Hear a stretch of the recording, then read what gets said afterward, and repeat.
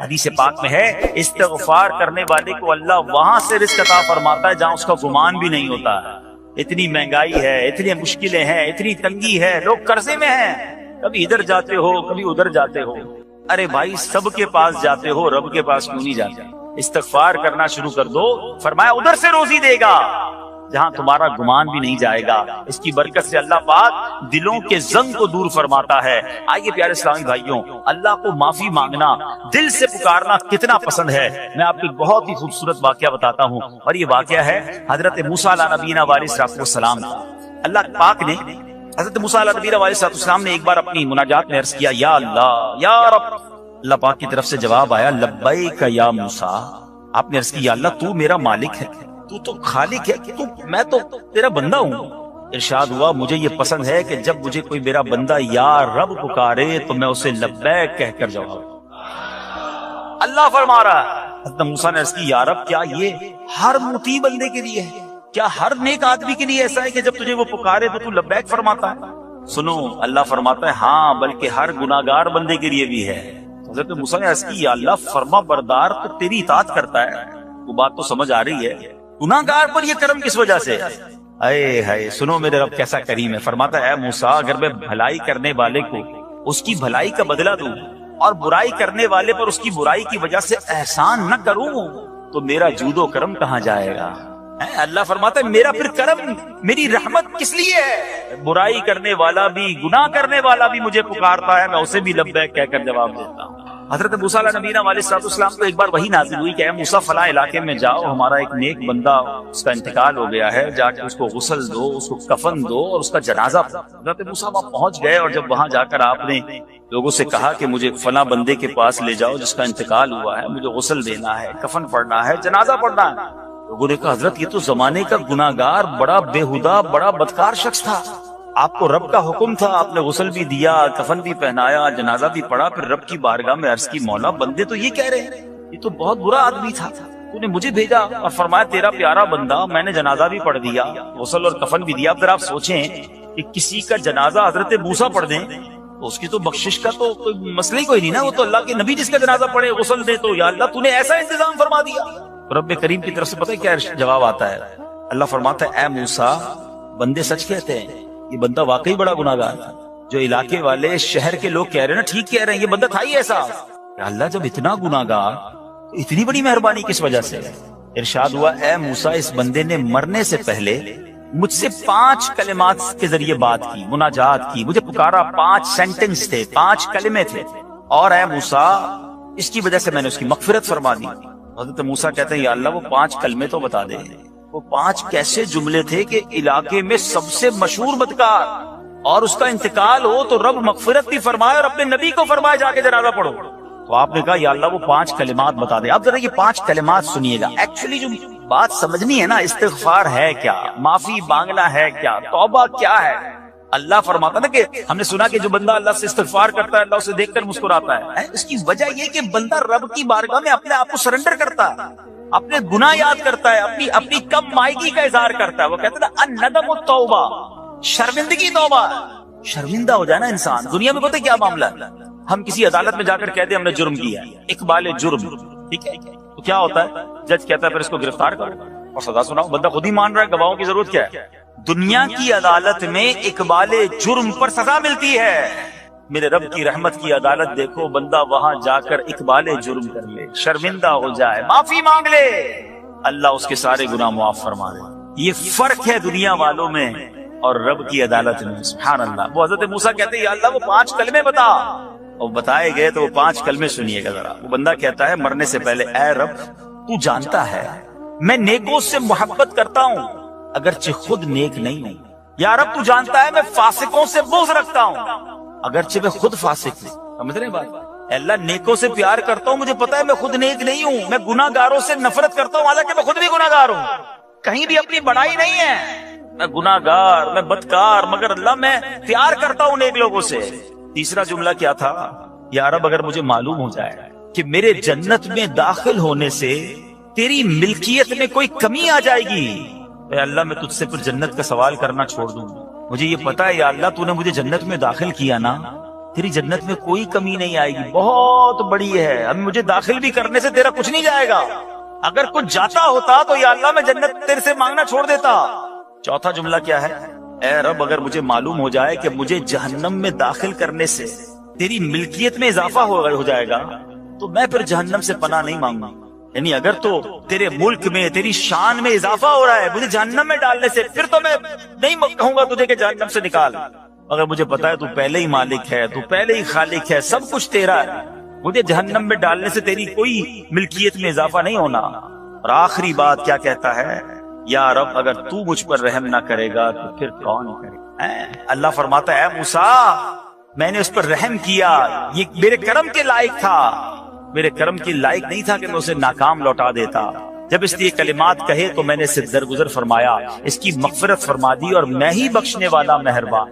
تو اے میرے پیارے اسلامی بھائیوں، آج وہ کام سیکھ کے جانا ہے، سمجھ کے جانا ہے، جس کو جو بندہ کرتا ہے تو رب کی رحمت گویا مسکراتی ہے، وہ یہ ہے کہ اللہ سے معافی مانگتے رہیں، استغفار کرتے رہیں، اللہ کو راضی کرنے کی کوشش کرتے رہیں، اپنے گناہوں پر ندامت رکھیں، کہ جو معافی مانگتا ہے نا اللہ اسے بہت پسند فرماتا ہے۔ حدیث پاک میں آتا ہے التائب من الذنب کمن لا ذنب لہ، گناہوں سے توبہ کرنے والا ایسا ہے جیسا اس نے گناہ کیا ہی نہیں ہے۔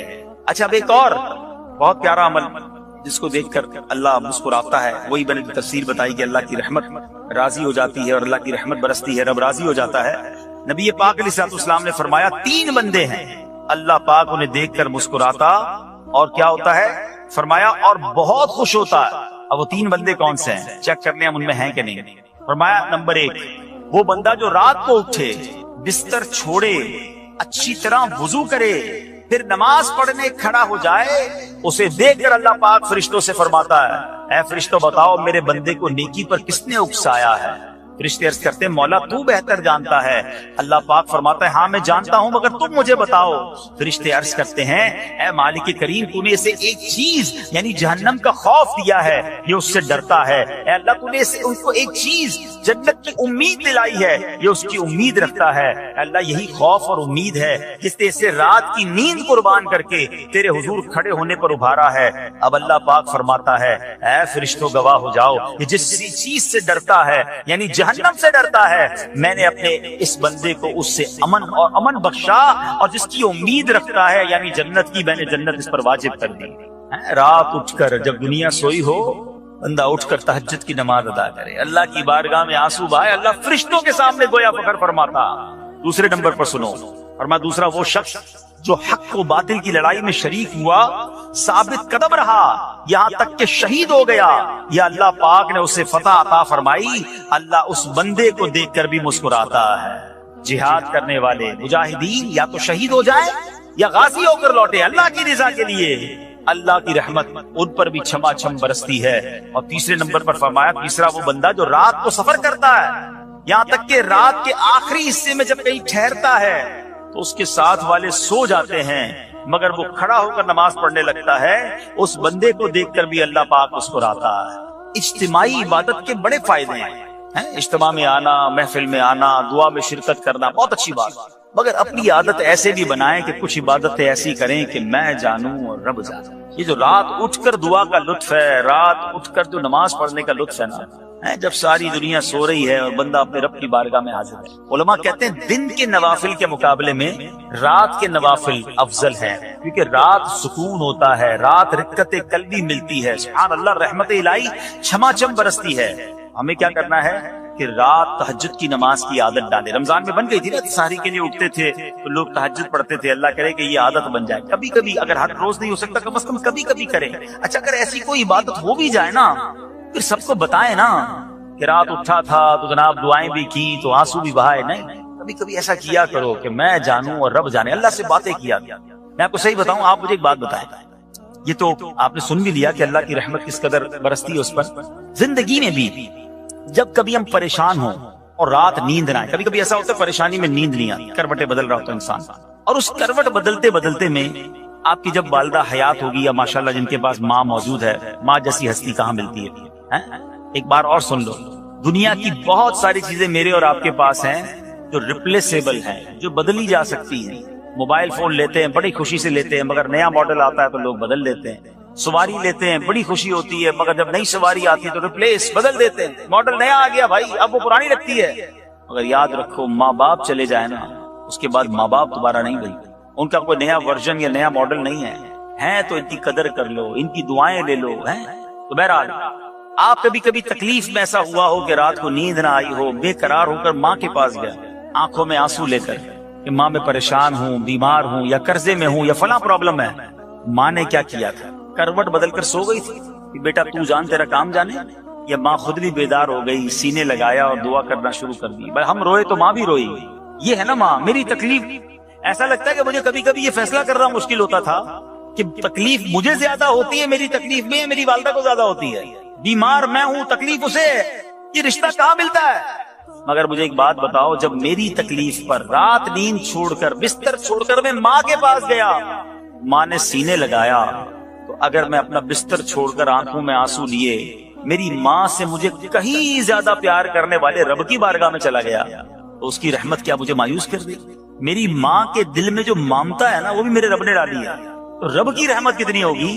کبھی کبھی اللہ کی بارگاہ میں رات کے اس پہر حاضر ہوا، جو پرابلم ہے آپ کی، جو مشکل ہے آپ کی، آپ یقین کریں، آپ اللہ کی بارگاہ میں تہجد کے وقت رات کے آخری پہر آنسو بہائیں، دعائیں کریں، نوافل پڑھیں، پھر دیکھیں آپ کے دل کو تسلی کیسے ہوتی ہے، آپ کا ایمان تازہ ہو جائے گا، اور آپ نے دیکھا کہ ایسے وقت عبادت کرنے والوں سے رب کتنا راضی ہوتا ہے۔ اللہ کرے یہ بات ہمیں سمجھ آ جائے۔ اسی طرح عظیم صحابی حضرت عبداللہ ابن مسعود رضی اللہ عنہ سے روایت ہے، پیارے آقا مکی مدنی مصطفیٰ صلی اللہ تعالی علیہ وسلم نے فرمایا، ایک بندہ رات کو اٹھتا ہے، اچھی طرح وضو کرتا ہے، پھر اللہ پاک کی حمد کرتا ہے، اس کی بزرگی بولتا ہے، اپنے نبی علیہ الصلوۃ والسلام پر درود پڑھتا ہے، قرآن کھول کر پڑھنا شروع کر دیتا ہے، یہ وہ بندہ ہے جسے دیکھ کر اللہ پاک مسکراتا ہے اور فرماتا ہے، دیکھو میرا بندہ عبادت کر رہا ہے جبکہ اسے میرے سوا کوئی نہیں دیکھ رہا۔ اللہ، یہ کاش ہمیں عادت مل جائے کہ ہم اکیلے میں عبادت کریں، انفرادی عبادت کریں، میں جانوں میرا رب جانے، کبھی تلاوت کریں، کبھی درود پڑھیں، کبھی دعائیں کریں، کبھی آنسو بہائیں، سبحان اللہ، اس کا مزہ ہی اور ہے۔ ہاں کبھی ایسا ہونا چاہیے، ہم محفل میں عشق رسول کے عالم میں رو بھی پڑتے ہیں، مدینے کی یاد ہو، نعت شروع ہو تو ہماری آنکھوں میں آنسو آ جاتے، یہ بھی اچھی بات ہے، مگر کبھی کبھی رات ایسی بھی ہونی چاہیے کہ دل میں ہو یاد تیری گوشئے تنہائی، دل میں ہو یاد تیری گوشئے تنہائی ہو، پھر تو خلوت میں عجب انجمن آرائی ہو۔ کبھی زندگی میں ایسی راتیں بھی آنی چاہیے، وہ ہے نا، جاگ اٹھا اشکوں کا مقدر، عشق نبی میں روتے روتے کیسی گزری رات نہ پوچھو۔ کبھی کبھی ایسی رات بھی گزرنی چاہیے کہ آقا کی یاد میں آنسو بہ رہے ہوں، مدینے کی یاد میں، گھر والوں کو بھی پتہ نہ چلے، ہلکی ہلکی آواز میں کبھی نعت شریف لگا لیا کریں، کبھی مناجات لگا لیا کریں، ہم پتہ نہیں کیا دیکھتے دیکھتے سوتے ہیں۔ کاش انہی تصورات میں آنکھیں بند ہوں کہ میں سو جاؤں یا مصطفیٰ کہتے کہتے، میں سو جاؤں یا مصطفیٰ کہتے کہتے، کھلے آنکھ صلی علی کہتے۔ جو مدینے کے تصور میں سوتے ہیں نا، پھر خواب میں زیارت بھی کر لیتے ہیں۔ خواب کا ایک فنامنا یہ بھی ہے، آپ جس چیز کے بارے میں سوچتے ہوئے سوتے ہیں نا، عموماً درود پاک کی فضیلت ہم سنیں گے۔ سرکار دو عالم صلی اللہ تعالی علیہ وسلم نے فرمایا، تم جہاں بھی ہو مجھ پر درود پڑھو کہ تمہارا درود مجھ تک پہنچتا ہے۔ صلو علی الحبیب صلی اللہ تعالی علی محمد صلی اللہ علیہ وسلم۔ آج قرآن پاک کی کون سی آیت ہم نے سننی ہے؟ آج آیت نمبر ہے 108، پارہ نمبر 1 اور سورہ بقرہ۔ بسم اللہ الرحمن الرحیم۔ ام تریدون ان تسألوا رسولکم کما سئل موسیٰ من قبل ومن يتبدل الكفر بالایمان فقد ضل سواء السبیل۔ آسان ترجمہ قرآن کنز العرفان۔ کیا تم یہ چاہتے ہو کہ تم اپنے رسول سے ویسے ہی سوال کرو جیسے اس سے پہلے موسیٰ سے کیے گئے، اور جو ایمان کے بدلے کفر اختیار کرے تو وہ سیدھے راستے سے بھٹک گیا۔ اب یہ آیت کے جو پچھلا بیک گراؤنڈ ہے ذرا وہ سمجھیے گا کہ ایک روایت یہ ہے کہ بعض غیر مسلموں نے نبی پاک علیہ السلام سے کہا کہ اے محمد صلی اللہ علیہ وسلم، ایسی کتاب لائیے جو آسمان سے ہم پر اترے، ہم اسے پڑھا کریں، پھر ہمارے لیے نہریں جاری کر دیجئے، ہم آپ پر ایمان لے آئیں گے۔ یعنی کنڈیشنز ہیں، ایمان لائیں گے لیکن آپ ہم پر جو ہے ایسی کتاب لائیں جو آسمان سے ہم پر اترے، اور پھر ہم اسے پڑھیں، ہمارے لیے نہریں جاری کریں۔ علامہ ابن ابی حاتم رحمۃ اللہ تعالیٰ نے روایت ذکر کی کہ کچھ غیر مسلموں نے کہا کہ اگر اللہ پاک خود تشریف لے آئے، ہم اسے آنکھوں سے دیکھ لیں پھر کلمہ پڑھیں گے۔ تیسری کنڈیشن کچھ لوگوں نے لگائی کہ اے محمد علیہ الصلوۃ والسلام ہمارے لیے صفا پہاڑ کو سونے کا بنا دیں. یعنی ایمان لانے کی بھی ان کی کنڈیشنز تھیں اور اپنی مرضی کی کنڈیشنز تھیں، اور بڑا عجیب سٹائل تھا. قرآن آ گیا ہے، نبی پاک معجزات دکھا رہے ہیں، اللہ کا پیغام دے رہے ہیں، مگر ان کی اپنے انداز ہے کنڈیشنز کا. تو اب سورہ بنی اسرائیل پارہ نمبر 15 میں اللہ نے کیا ارشاد فرمایا؟ وَقَالُوا لَن نُؤْمِنَ لَكَ حَتَّى تَفْجُرَ لَنَا مِنَ الْأَرْضِ يَنبُوعًا، اور انہوں نے کہا ہم تم پر ہرگز ایمان نہ لائیں گے یہاں تک کہ تم ہمارے لیے زمین سے کوئی چشمہ بہا دو. او تکون لک جنۃ من نخیل وعنب فتفجر الانہار خلالها تفجیرا، یہ تمہارے لیے کھجوروں اور انگوروں کا کوئی باغ ہو پھر تم ان کے درمیان خوب نہریں جاری کر دو. یعنی الگ الگ کنڈیشنز تھیں. پھر آگے فرمایا یا تم ہم پر آسمان ٹکڑے ٹکڑے کر کے گرا دو، یا اللہ اور فرشتوں کو ہمارے سامنے لے آؤ. او یکون لک بیت من زخرف او ترقى فی السماء، یا تمہارے لیے کوئی سونے کا گھر ہو یا تم آسمان پر چڑھ جاؤ. اب وَلَن نُؤْمِنَ لِرُقِيِّكَ حَتَّى تُنَزِّلَ عَلَيْنَا كِتَابًا نَقْرَؤُهُ، پھر بھی ہرگز ایمان نہ لائیں گے جب تک ہم پر کوئی ایک کتاب نہ اتارو جو ہم پڑھیں. عجیب عجیب کنڈیشنز تھیں. حضرت موسیٰ سے بھی اسی طرح کے سوال تھے، اور سرکار دو عالم علیہ السلام کے دور میں بھی کفار نے ویسی کنڈیشنز کرنا شروع کر دیں. تو اے میرے پیارے اسلامی بھائیوں ذرا سمجھیے گا اس آیت کو. اس آیت سے ہمارے لیے ایک بہت زبردست میسج ہے. دوبارہ آیت شروع میں جو پڑھی تھی پڑھتا ہوں. ام تریدون ان تسألوا رسولکم کما سئل موسیٰ من قبل، کیا تم یہ چاہتے ہو کہ تم اپنے رسول سے ویسے ہی سوال کرو جیسے اس سے پہلے موسیٰ سے کیے گئے تھے؟ اے لوگوں، نبی پاک علیہ الصلوۃ والسلام تمہاری ہدایت کے لیے تشریف لائے ہیں، کیا تم ان سے ویسے ہی سوال کرو گے جیسے حضرت موسیٰ سے ان کی قوم نے کیے تھے؟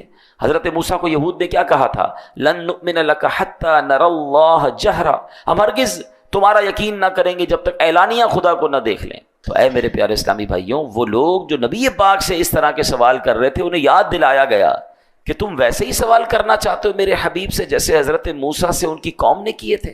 اور پھر آگے فرمایا وَمَن يَتَبَدَّلِ الْكُفْرَ بِالْإِيمَانِ فَقَدْ ضَلَّ سَوَاءَ السَّبِيلِ، اور جو ایمان کے بدلے کفر اختیار کرے تو وہ سیدھے راستے سے بھٹک گیا. یعنی اعلان کیا ہے قرآن کا؟ اسلام آ گیا، نبی پاک قرآن لے آئے، معجزات دکھا رہے ہیں. اب دو راستے ہیں، یا تو ان کی بات مان لو، حق کو قبول کرو، اسلام قبول کر لو، یا پھر ضدی اور ہٹ دھرمی کا مظاہرہ کرو گے تو پھر تم کفر اختیار کرنے والے ہو. تو اے میرے پیارے اسلامی بھائیوں، کفر سے پلٹنے کے لیے بھی مطالبات جو کر رہے ہیں ان کو گویا تنبیہ کی گئی، وارن کیا گیا. اب لیکن ایک بڑا اہم سوال ہے اس پورے سینیریو میں، اب ذرا غور سے سنیے گا. دیکھیں نبی پاک سے تو کفار نے معجزات طلب کیے تھے اور پیارے آقا نے معجزے دکھائے، چاند کے 2 ٹکڑے کر دیے ہیں. کسی نے کہا کلمہ پڑھیں تو پیارے آقا کی مٹھی میں کنکر نے کلمہ پڑھنا شروع کیا. مطلب بہت سارے معجزات. تو جب نبی پاک سے لوگوں نے معجزات طلب کیے، پیارے آقا نے معجزات دکھائے، تو یہاں اگر کوئی سوال کر رہا ہے کہ جناب کوہ صفا کو جو ہے وہ سونے کا بنا دے تو اس کو کفر کیوں قرار دیا گیا، اس کو منع کیوں کیا گیا؟ یہ 2 بڑی کمال کی باتیں ہیں. یہ سوال ذہن میں آ سکتا ہے. دیکھیں حضرت صدیق اکبر رضی اللہ تعالیٰ عنہ جب وہ ایمان لائے نا تو انہوں نے بھی نبی پاک سے معجزہ طلب کیا تھا. پیارے آقا نے ان کو غیب کی خبر دی، وہ کلمہ پڑھ کر مسلمان ہو گئے. حضرت عبداللہ ابن عباس فرماتے ہیں کہ ایک اعرابی آیا نبی پاک کے پاس اور آ کر کہتا ہے یا رسول اللہ صلی اللہ علیہ وسلم، اگر آپ اللہ کے نبی ہیں تو معجزہ دکھائیے، مجھے پتہ چلے کہ آپ اللہ کے نبی ہیں. تو نبی پاک نے فرمایا کہ اگر میں سامنے موجود درخت کی ٹہنی کو بلاؤں اور وہ آ جائے تو مجھے نبی مان لو گے؟ وہ کہتا ہے حضور مان لوں گا. اللہ اکبر. میرے آقا علیہ السلام، ترمذی شریف کی حدیث ہے، نبی پاک نے ٹہنی کو بلایا، درخت کو نہیں، اس کی ٹہنی کو بلایا. ٹہنی اپنی جگہ سے خود ہی کٹی، اچھلتی ہوئی نبی پاک کی بارگاہ میں حاضر ہو گئی. نبی پاک نے فرمایا واپس چلی جا. وہ واپس چلی گئی اور دوبارہ اسی طرح جا کر جڑ گئی اور وہ اعرابی کلمہ پڑھ کر مسلمان ہو گیا. تو ایسے تو بہت سارے واقعات ہیں کہ پیارے آقا سے معجزات طلب کیے گئے، نبی پاک نے معجزات دکھائے، لوگ ایمان لے آئے، سبحان اللہ. لیکن یہاں کفار اگر ایسے سوال کر رہے ہیں تو ان کو کیوں منع کیا گیا؟ تو یاد رکھیے کہ یہ بات، اس میں فرق کیا ہے، ڈفرنس کیا ہے. بتایا امام فخر الدین رازی فرماتے ہیں بہت سیکھنے کی بات ہے. یہ کفار جو معجزہ طلب کر رہے ہیں یہ بطور دلیل نہیں مانگ رہے، یہ بطور ضد اور ہٹ دھرمی کے مان رہے ہیں. یہ جو کوشچن ہے یہ ہٹ دھرمی والا ہے، یہ ضد والا، یہ ماننے کے لیے نہیں کہ حضور دکھا دے تو میں کلمہ پڑھ لوں گا. یہاں چیلنج کرنا ہے یا ٹیسٹ معاذ اللہ کرنا ہے. بات جو یہ کہہ رہے ہیں یہ کفر نہیں تھی، ان کا لہجہ گستاخانہ تھا، ان کا سٹائل گستاخانہ تھا، یہ طریقے ہٹ درمی والے تھے جو کفر کا حکم لگایا گیا تو پتہ چلا ان کی ڈیمانڈ پر کفر کا حکم نہیں ہے، ان کے سٹائل پر، ان کے لہجے پر، ان کا گستاخانہ جو رویہ ہے اس پر کفر کا حکم لگایا گیا۔ قرآن کیا کہتا ہے؟ وَمَن يَتَبَدَّلِ الْكُفْرَ بِالْإِيمَانِ فَقَدْ ضَلَّ سَوَاءَ السَّبِيلِ، اور جو ایمان کے بدلے کفر اختیار کرے وہ سیدھے راستے سے بھٹک گیا۔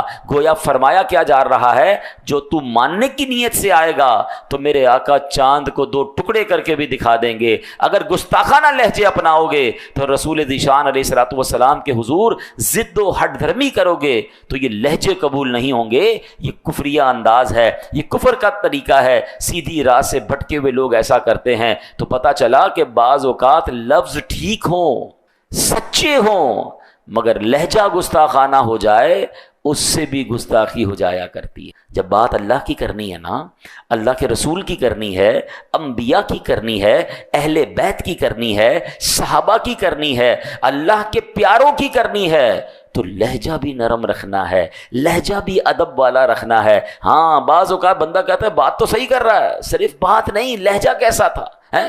کوئی اپنے والد کو کہے اے میری ماں کے شوہر ادھر آ، تو بات تو ٹھیک ہے، ماں کا شوہر ہی ہے والد، آپ کیا کہیں گے اتنا بے ادب ہے؟ وہ کہے گا کہاں بے ادب ہوں بھائی، ماں کا شوہر ہی تو ہے۔ نہیں، والد صاحب کہیں گے، ابو جان کہیں گے۔ اچھا یہ باتیں والد کے لیے سمجھ آ رہی ہیں، سب کو سمجھ آ رہی ہیں، تو جو ساری کائنات کے آقا ہیں، اللہ کے حبیب ہیں، ان کی بارگاہ میں بات کا انداز کیا ہوگا، ان کی آل کے بارے میں کیا انداز ہوگا، ان کے صحابہ کے بارے میں غور کرنے والی بات۔ تو یہ قرآن ہمیں گویا ادب سکھا رہا ہے کہ میرے محبوب سے ایسے سوال نہ کرو، ایسے سوال کرنے والے، یہ انداز اختیار کرنے والے تو کفریہ انداز ہے۔ قرآن گویا سبحان اللہ ہمیں کیا خوبصورت ادب کی تعلیم دے رہا ہے۔ اب ذرا اس کو سمجھیے گا، اللہ کے بہت بڑے عظیم نبی ہیں حضرت موسیٰ علیہ السلام، حضرت موسیٰ کی بڑی شان ہے۔ قرآن میں سب سے زیادہ ذکر اگر کسی نبی کا ہے نا تو وہ حضرت موسیٰ علیہ السلام، اولو العزم رسولوں میں سے آتے ہیں۔ آپ نے اللہ سے ایک بار بڑی پیارے انداز میں ریکویسٹ کی، اے رب مجھے اپنا جلوہ دکھا دے تاکہ تیرا دیدار کر لوں۔ تمنا کیا ہے؟ اللہ کو دیکھنا ہے۔